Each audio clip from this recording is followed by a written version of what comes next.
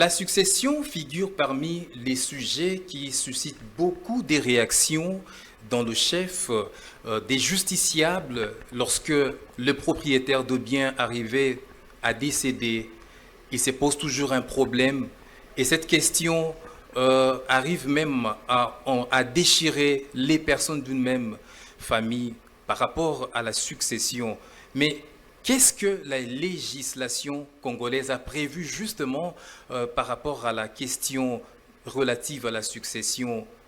Est-ce que la matière relative à la succession est réglementée par le code de la famille? Comment est répartie la succession? Mesdames, Messieurs, cette question fait l'objet de notre échange d'aujourd'hui par rapport justement à votre émission Droit pour tous. Bonjour à vous qui nous regardez. Et sur ce plateau, nous avons le réel plaisir d'avoir pour vous une invitée. Il s'agit de Maître Benita Kiwa, qui est juriste, en même temps chercheur. Maître Benita, bonjour. Bonjour, Monsieur Nico. Bonjour, tout le monde dans la régie et tout. Et puis, bonjour, très chers téléspectateurs. Voilà, ça c'est très bien dit. C'est la toute première fois qu'on vous reçoit sur ce plateau de Droit pour tous. Nous espérons que ce ne sera pas la première fois. Ok. Ouais, non, en tout cas, je suis heureuse d'être là. Ça fait toujours du bien lorsque vous êtes invité à pouvoir partager le peu de connaissances que vous avez acquises avec les autres. C'est toujours une bonne idée. Voilà, c'est toujours une bonne idée. Alors, nous parlons aujourd'hui de la succession. La succession en droit congolais ou vous les juristes, vous aimez bien dire la succession en droit positif congolais, mais d'entrée des jeux, qu'est-ce que les téléspectateurs, les amoureux de cette émission peuvent retenir quand ils entendent parler de ces concepts succession?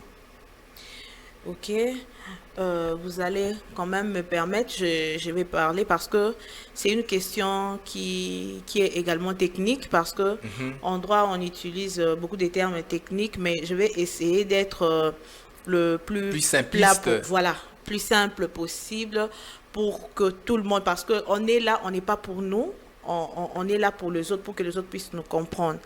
Donc, ça ne sert à rien que nous puissions parler de choses dont nous comprenions nous-mêmes, mais que Et les que les autres ne captent pas. téléspectateurs Voilà, n'arrivent pas à justement. cerner. Surtout ces mamans-là qui sont au fin fond de la maison et Voilà, c'est ça. voilà.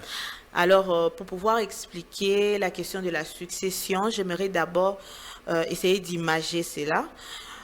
Pour dire que lorsqu'une personne meurt, cette personne-là laisse derrière elle un patrimoine. Donc, un ensemble de biens qui doit revenir aux vivants, en fait, aux personnes qui sont restées vivantes.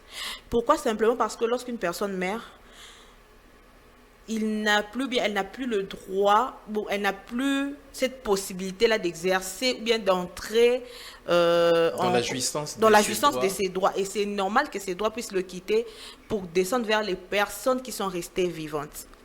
Et nous remarquons que lorsqu'une personne meurt, il y a beaucoup de choses qui se passent dans nos familles, surtout dans notre communauté, la communauté congolaise en Il y a des particulier. divisions, les biens Voilà, qui divisent la famille, qui c'est divisent ça, le foyer. il y a des familles qui sont très déchirées, vous voyez des gens devant des tous les tribunaux, il y a même des morts qui s'en suivent, et c'est vraiment compliqué.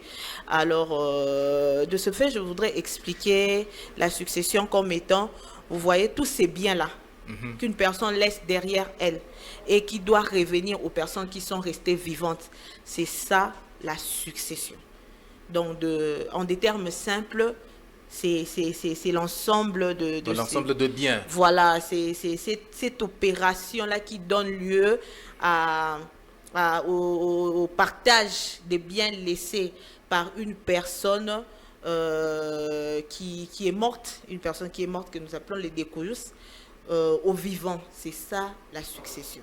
Donc les découyous, parce que là, ça va revenir tout au long de cette émission, on parlera des découyous. Donc que nos téléspectateurs qui nous suivent puissent déjà comprendre que quand on parle du découyous, on fait justement allusion à, à un propriétaire de bien qui est décédé et Voilà. qui laisse derrière lui des biens. Oui, justement, les découyus, c'est cette personne-là, c'est un propriétaire qui avait des biens, qui avait un patrimoine qui est mort et qui a laissé des biens qui sont susceptibles de faire l'objet d'une succession, susceptibles d'être partagés entre les vivants. C'est celui-là qu'on appelle le décoyus.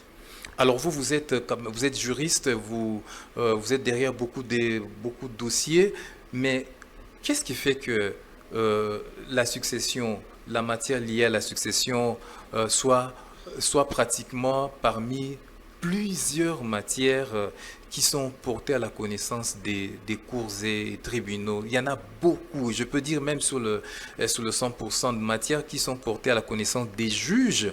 On peut parler de 80, des 70 matières qui concernent la succession. Juste pourquoi?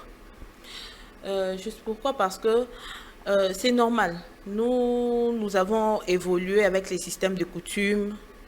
Nos us et coutumes n'ont pas vraiment permis à ce que tout le monde puisse être au courant de ce que prévoit la loi par rapport à la succession.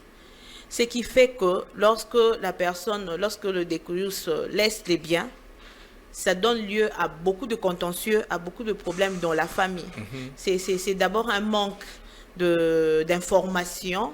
Les gens ne sont pas informés parce que les lois ne sont pas vulgarisées.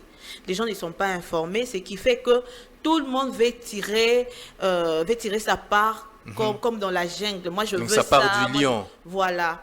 Il y a des oncles, il y a des parents qui viennent pour dire que non, voilà, c'est notre fils, c'est notre enfant. Voilà, nous avons droit à ça, nous avons droit à ça, vous n'avez pas droit à ça. Voilà, toi, tu es ceci, tu es cela. Et tout ça, tout ce désordre-là, c'est le manque de connaissances qui nous emmène à tout ça.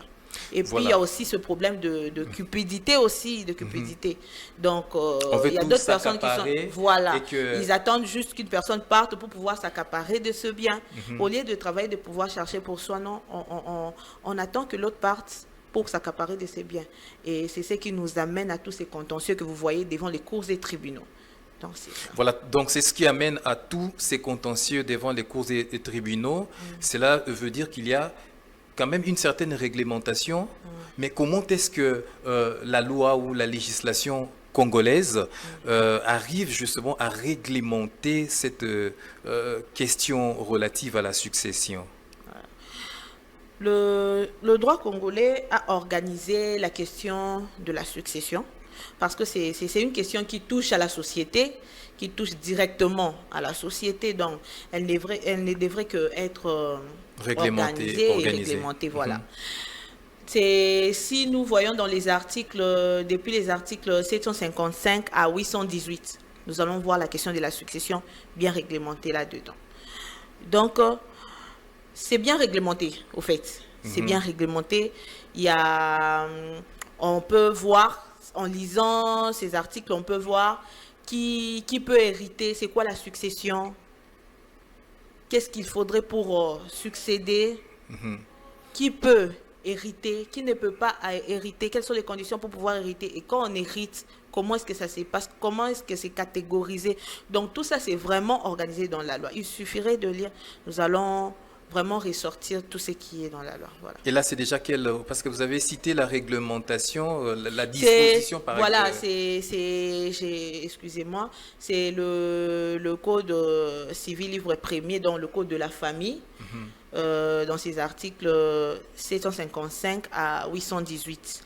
Voilà, là, la question de la succession est bien réglementée. On explique tout en long et en détail. Voilà.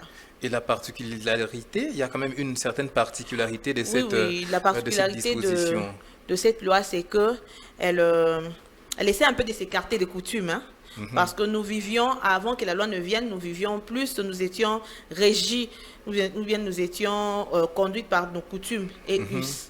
Mais maintenant, avec cette loi, a la particularité... Parce que chaque famille a sa manière de vivre, exactement, de voir les choses. Et chaque tribu également, j'allais dire. Exactement, chaque tribu, nous n'avons pas les mêmes manières de faire. Alors chaque tribu avait sa façon de réglementer la succession. Mais cette loi, elle est venue unifier les choses et elle a cette particularité-là de pouvoir, comment on dit, elle s'écarte des coutumes. Question de pouvoir c'est conformer aux impératifs du développement. C'est pour se conformer au développement. Parce qu'on dit qu'une loi doit répondre aux aspirations et réalités du moment. Quand une loi ne répond plus aux aspirations et réalités du moment, c'est compliqué de l'appliquer. C'est comme vous les juristes, vous avez l'habitude de dire cette loi est tombée en désuétude. Voilà. Elle ne peut plus être appliquée. Ça ne marche plus avec les réalités du moment. C'est un peu comme cette loi. Cette loi, elle est venue pour s'écarter des coutumes et pouvoir mettre ensemble une réglementation uniforme. On ne regarde pas telle tribu, comment ça se passe. Non, on laisse d'abord la coutume à côté et on essaye de voir le bien des héritiers. Voilà, c'est ça. Voilà, il y a également un autre concept qu'on appelle héritage. Aux côtés de la succession, il y a également ce concept héritage. Qu'est-ce que les téléspectateurs peuvent comprendre par rapport à ça, héritage? On en parle, héritage. On a légué l'héritage par ses parents, par X, Y. C'est quoi l'héritage en droit, bien sûr? Voilà. L'héritage, c'est cet ensemble-là de biens. Hein? L'héritage, c'est cet ensemble de biens qui est appelé à entrer dans la succession.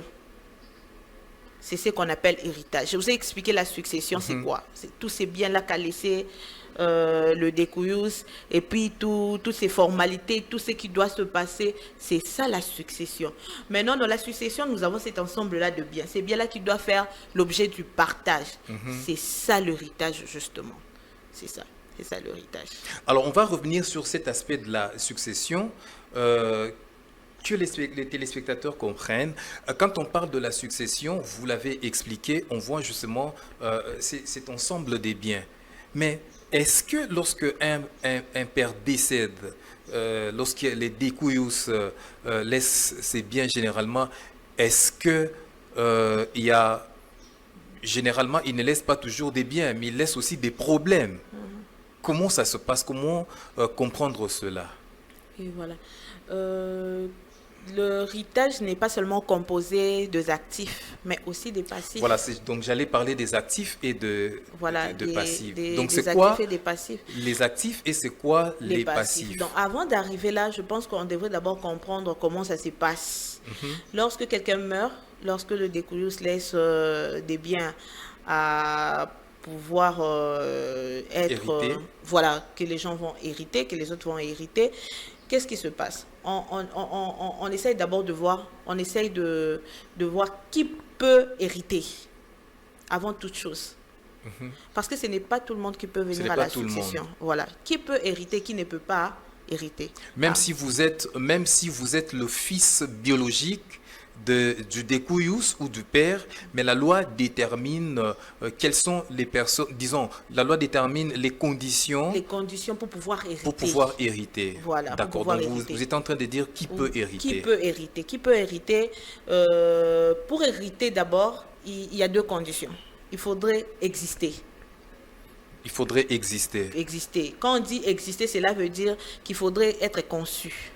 Une personne qui n'est pas encore conçue ne peut pas faire l'objet ne peut pas avoir le droit d'hériter. Voilà, ne peut pas venir à la succession.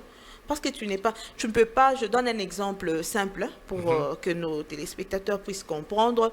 Tu ne peux pas dire, bon, moi j'ai ma maison, ma voiture et tout, je la laisse au bébé de Benita. Quand Benita aura des enfants, non.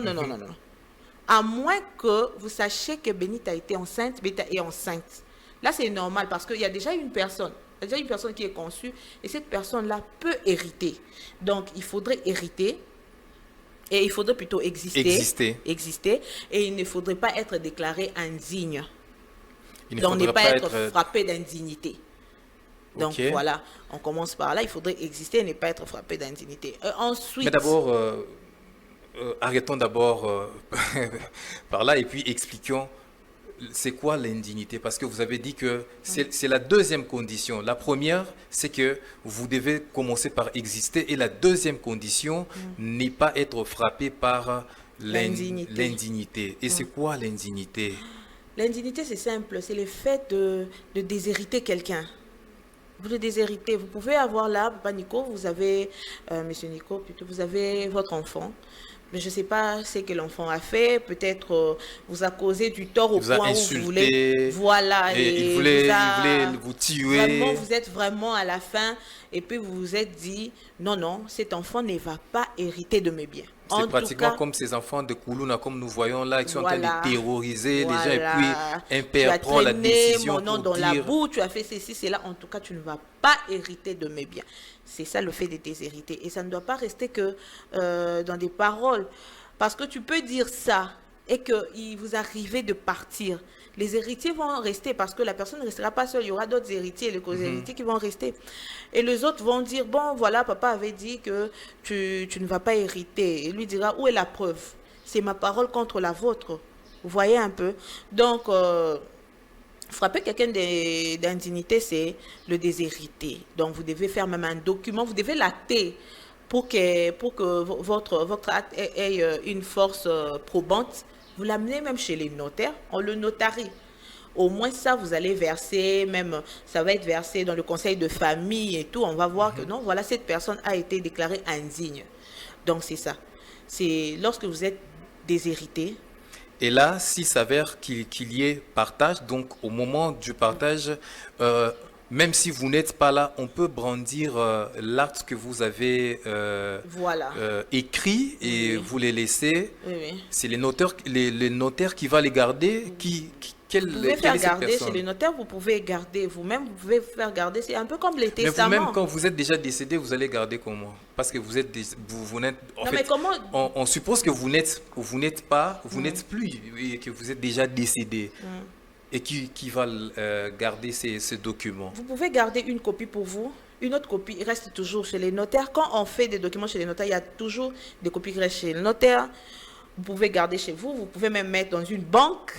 Parce que dans des banques, nous avons aussi des casiers où nous pouvons garder des biens qui nous sont précieux, des choses qui nous sont chères et tout, des documents vraiment très précieux. Voilà. Vous pouvez garder tout ça. Et c'est comme on fait avec le testament. Vous gardez une autre copie est gardée par le notaire, une autre copie est gardée par-ci, par-là.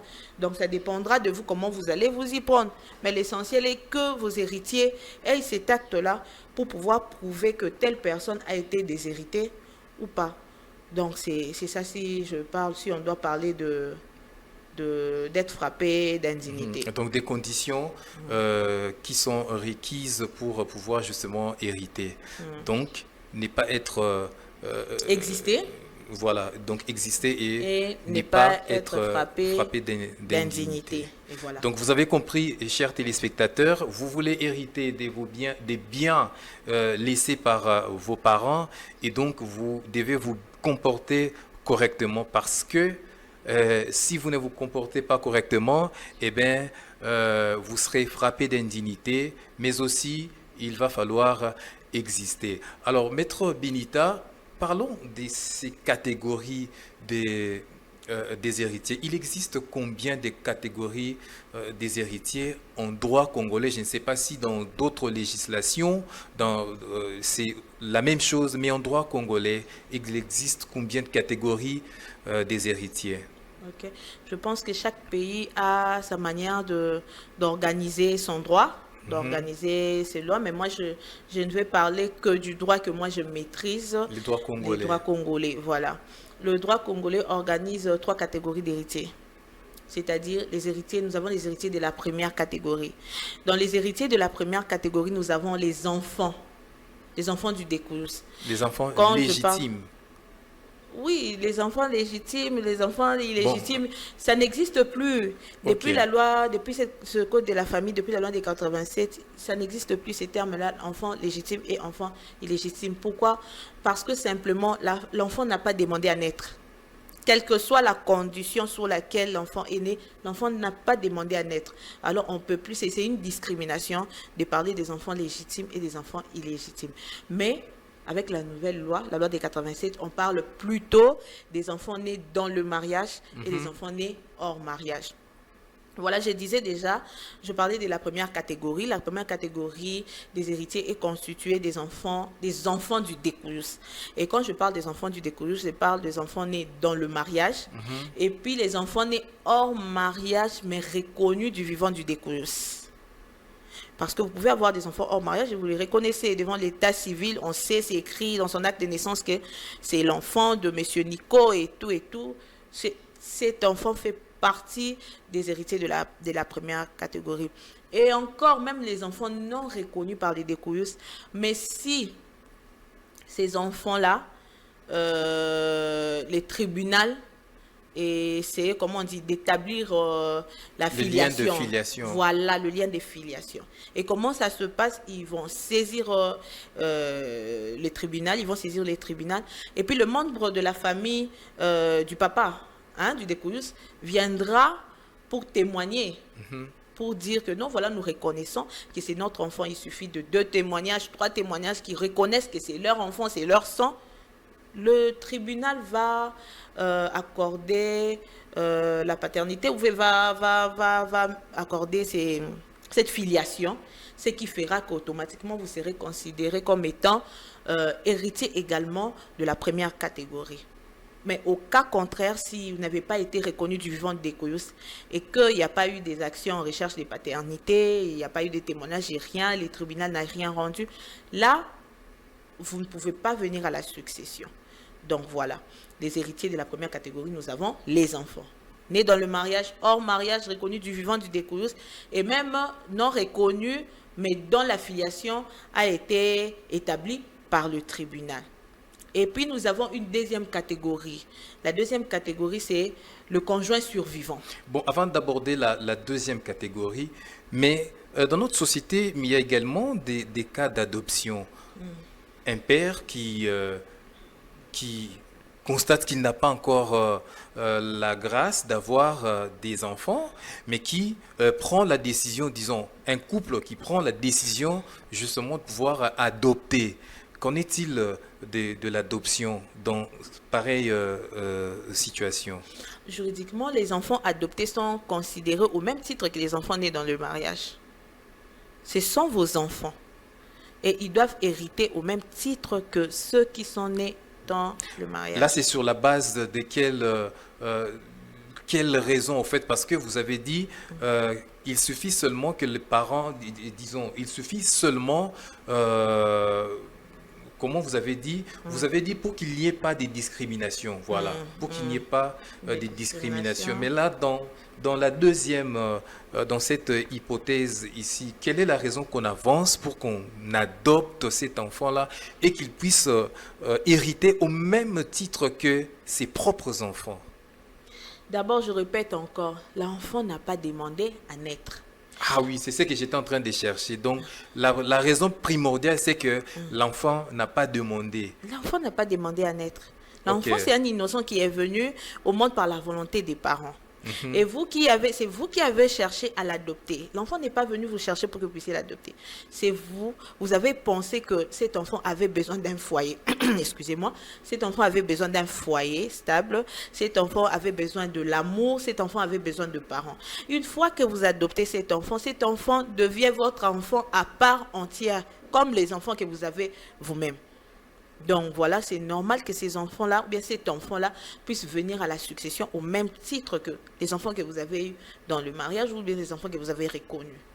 Ok, ça c'est très bien dit. Alors vous abordez déjà la deuxième catégorie. Voilà. La deuxième catégorie, c'est le conjoint survivant. Et le conjoint survivant, ici souvent nous voyons, quand nous entendons parler du conjoint survivant, nous voyons la veuve. Or même le veuf.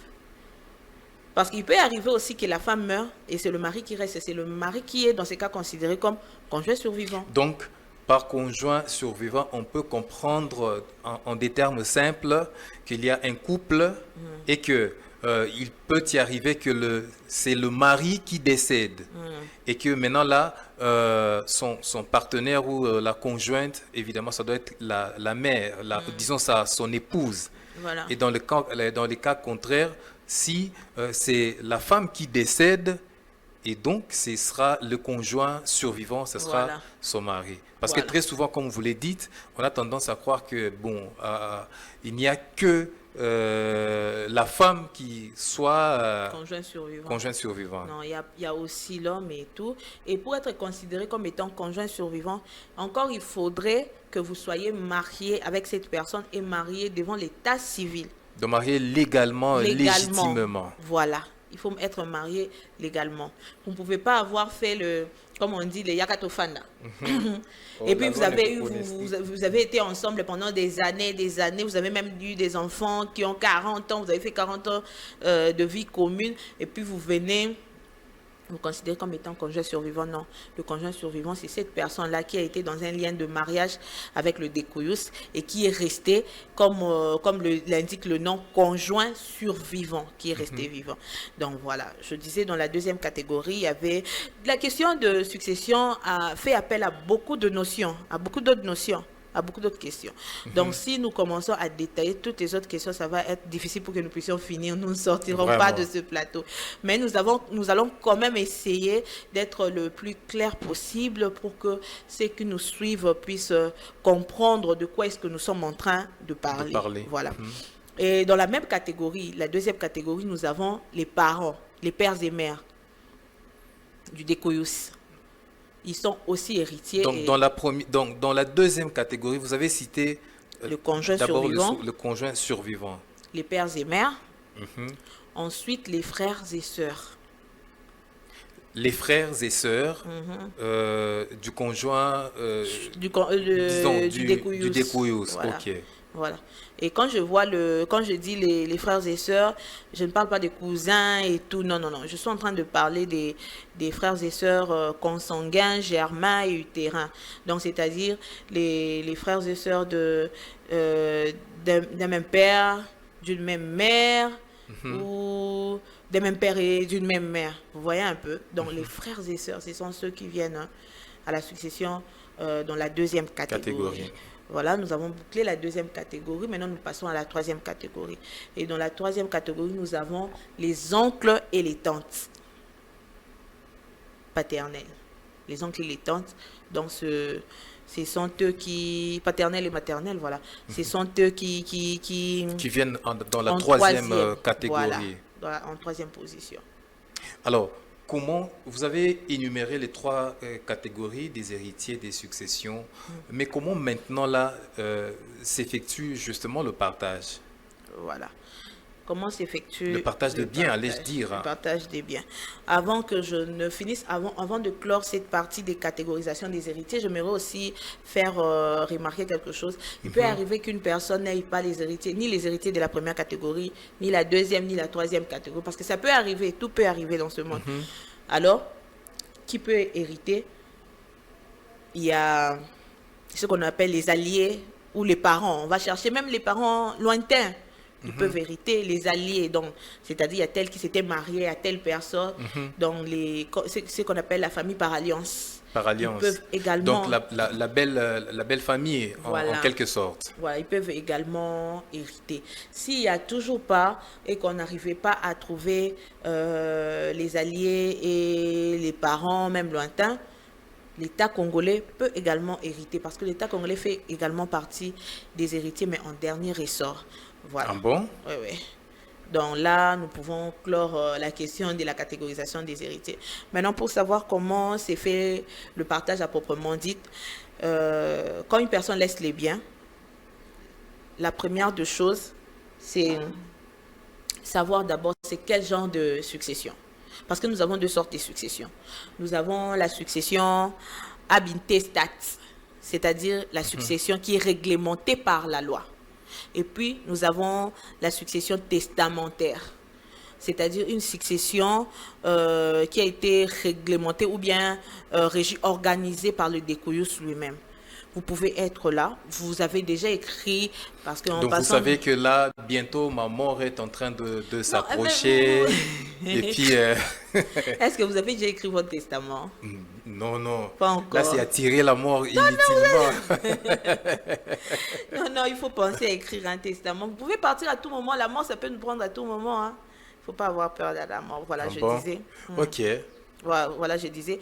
Quand vous faites votre testament, vous organisez votre succession, c'est ce qu'on appelle la succession testamentaire.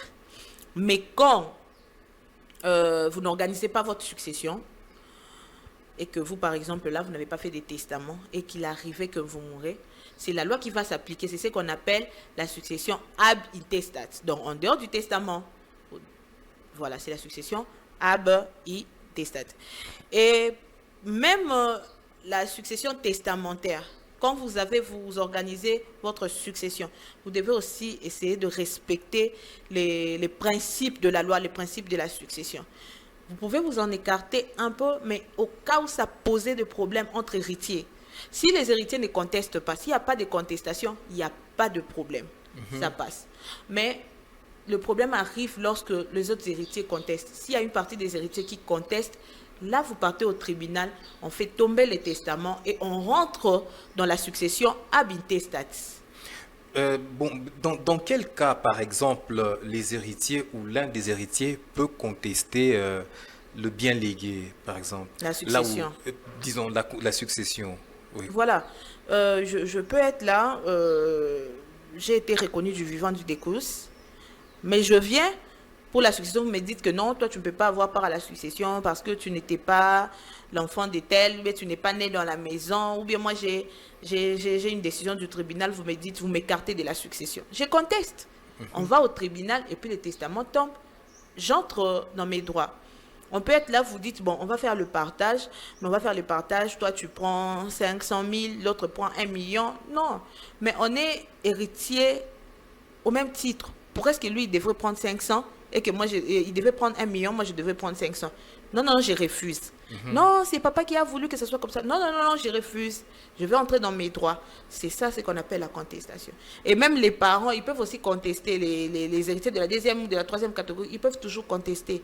C'est comme ça qu'on arrive au tribunal et puis on rentre dans la succession ab intestat. Donc, voilà. Je disais, avant d'envisager le partage, il faudrait d'abord voir si c'est quel genre de succession. Si c'est la succession ab intestat, ok. Maintenant, nous essayons de voir la masse de biens. Nous regardons la masse de biens.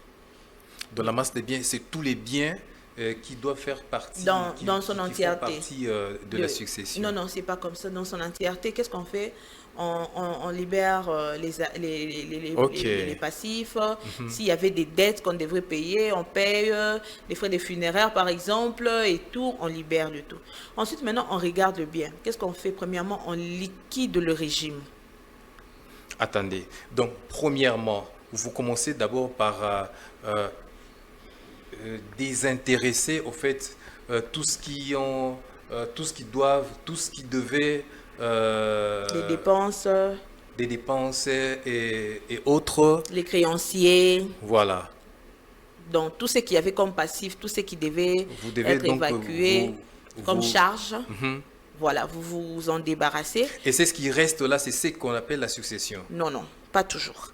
Il y a une masse de biens qui va rester. Et c'est dans cette masse-là, maintenant, on va chercher à comprendre parce que ici, on a parlé du conjoint survivant. Et quand on parle déjà du conjoint survivant, c'est-à-dire qu'il y a eu un mariage devant l'état civil, devant l'officier de l'état civil. Évidemment. Et on va regarder dans quel régime les décousus s'étaient mariés au conjoint survivant. Si vous étiez marié dans un régime de séparation de biens, il n'y a pas de problème. On prend le bien qui reste là. C'est ce qui va constituer la masse successorale. OK. Mais si c'est un régime, par exemple, comment on appelle, de communauté universelle, ce qu'on doit faire, c'est de liquider le régime. C'est-à-dire de départager d'abord le bien en deux. On s'est dit que non, la succession, la valeur de la succession, c'est $1 million. Ce qui est resté, c'est $1 million. Donc là, on évalue chaque bien. Chaque bien, ça donne $1 million. Comme ça donne $1 million, on liquide d'abord les régimes. C'est un régime de communauté universelle. OK, on va diviser par 2. Donc, $1 million divisé par 2, ça donne $500 000. C'est le $500 000 qui reste, qui va faire l'objet de la succession. C'est ça la masse successorale et non le 1 million. Parce que l'autre là, c'est pour le conjoint survivant. Parce qu'ils étaient dans un régime de communauté universelle. Si c'était dans un régime de communauté réduite aux acquis, on commence d'abord à voir qu'est-ce qu'ils ont acquis avant le mariage. Donc, non, telle chose, on enlève dans la masse des biens, dans la masse qui doit faire l'objet du calcul. On enlève. Non, tel bien, je l'avais reçu avant le mariage. On enlève. Ce qui reste, on divise par 2. On liquide les régimes. C'est ce qui va rester, qui va servir des masses successorales. Et c'est à partir de cette masse-là, de cette masse-là que le partage maintenant va commencer à se faire. Voilà, je peux poursuivre. Oui, allez-y. Voilà. Et maintenant, on prend cette masse-là. Je reste dans mon exemple de 500 000 $. Quand je dis 500 000 $, je vois en termes de 500 000 $, peut-être ce sont des biens. Il y a un bien qui coûte 200 000, il y a l'autre qui coûte 50 000, 10 000. Je ne vois pas que l'argent. On entre là. On essaye de voir encore. Et déjà, avant même de liquider le régime, il fallait d'abord constater quelque chose. Il faudrait d'abord voir le bien, voir la valeur des biens qui sont restés. Est-ce que ça fait partie de la catégorie des grands héritages ou bien de petits héritages? Voilà. Si c'est la valeur de biens qui sont restés est estimée à moins de 1 250 000 francs, là, c'est dans la catégorie des petits héritages. Ça ne fait pas l'objet de partage. On donne aux enfants. On ne discute même pas. Ça, c'est pour les enfants. Seulement les enfants. Les héritiers de la première catégorie, quoi. C'est seulement pour les enfants. Et si, dans la masse successorale, il n'y a qu'une seule maison, une seule parcelle, une seule maison, ça ne fait pas l'objet de partage. Ça revient aux héritiers de la première catégorie. Oui, ça revient aux héritiers de la première catégorie. Mais ça, c'est pas la discrimination? Discrimination par rapport à quoi? Par rapport au fait que, ben voilà, tous les héritiers, tous les héritiers sont reconnus quand même par les découillous. Tous les héritiers sont reconnus, mais tous les héritiers ne sont pas égaux. C'est pour cela qu'on a même catégorisé. Sinon, on aurait parlé des héritiers dans l'ensemble. Mais on a parlé des catégories des héritiers. Et les enfants, on les a placés dans la première catégorie. Ok. Parce que, je répète encore, les enfants n'ont pas demandé à exister. Naître. Ils n'ont pas demandé à naître. C'est nous. Là, c'est un piège là qu'on a attendu. C'est même pas un piège, c'est question d'assurer. Mais quand vous travaillez, Monsieur Nico, c'est d'abord pour vos enfants. C'est pour votre postérité. C'est vrai que la famille, elle vient et tout, mais c'est d'abord pour vos enfants. Vous souffrez pour vos enfants. Et s'il y a une grande partie, vous devez assurer l'avenir, bien vous devez assurer, c'est d'abord vos enfants. Les enfants. C'est d'abord vos enfants. Donc, quand il y a une seule parcelle ou une seule maison, cette maison-là revient carrément ou seulement aux héritiers de la première catégorie. Mais seulement, il y a le conjoint survivant qui bénéficie de ce que nous appelons l'usufruit viagère. C'est-à-dire quoi? Il a ou elle a le droit de rester dans cette maison-là jusqu'à sa mort. À moins qu'elle ne décide autrement, qu'elle se dise non, je ne veux pas rester ici, je veux quitter. Là, c'est son choix. Ou bien à moins qu'elle se méconduise. Et comment d'abord vous avez appelé ça l'usufruit? L'usufruit. Usufruit viagère. Voilà. C'est pour toute une vie. Ce sont des termes compliqués. Bon, là. on va rester.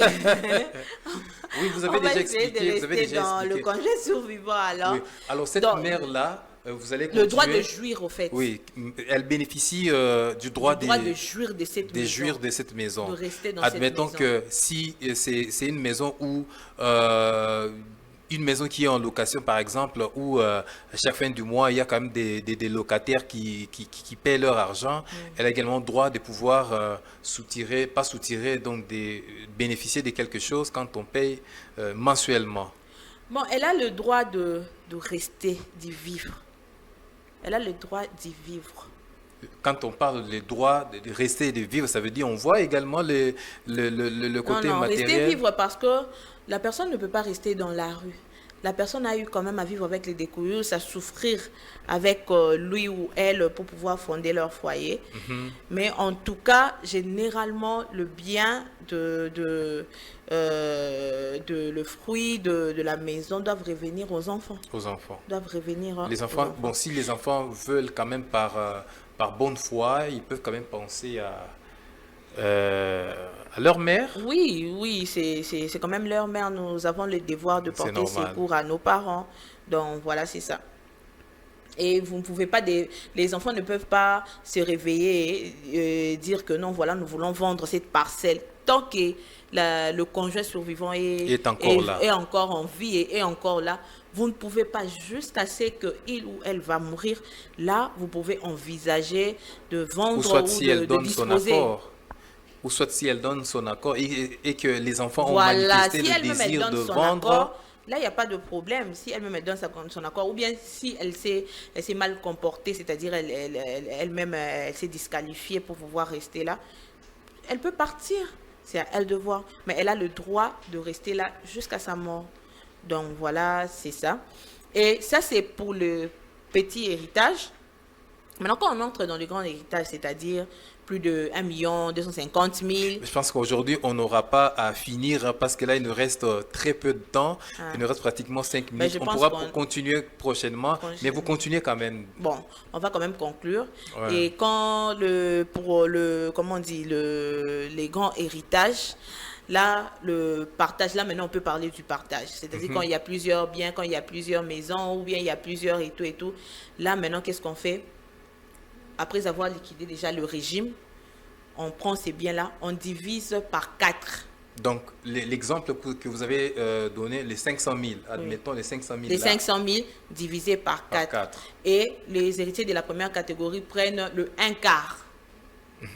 Le 1 quart. Et le 3 quarts plutôt, le 3 quarts. Ok. Il ne restera que le 1 quart. 1 quart. Et le 1 quart là est partagé parmi les autres héritiers. Ils vont se départager le 1 quart restant. Tout en n'oubliant pas que le conjoint survivant fait également partie des héritiers de la deuxième catégorie. Donc le conjoint survivant aussi hérite dans la deuxième catégorie. Dans le 1 quart qui va rester, elle va aussi en bénéficier. Va en bénéficier. Donc c'est comme ça que se passe le partage. Le 3 quarts revient aux héritiers de la première catégorie. Et puis le 1 quart, c'est les partager entre les autres catégories des héritiers. Donc, voilà, c'est comme ça la deuxième et la troisième. C'est comme ça donc, que ça se passe. Si je vous ai bien suivi, et je pense que les téléspectateurs qui nous suivent comprennent comme moi, il y a la part du lion. Voilà, réservé aux héritiers de la première catégorie. Qui part du principe que ce sont les propres enfants du découilleuse. Voilà. En tout cas, là c'est très bien dit. Maître Benita, nous arrivons pratiquement à la fin de notre échange d'aujourd'hui. On a pratiquement épuisé tout le temps. C'est parti tellement très vite qu'il y a beaucoup de questions qu'on n'a même pas touchées, qu'on n'a même pas abordées. Et je pense que vous nous ferez quand même ce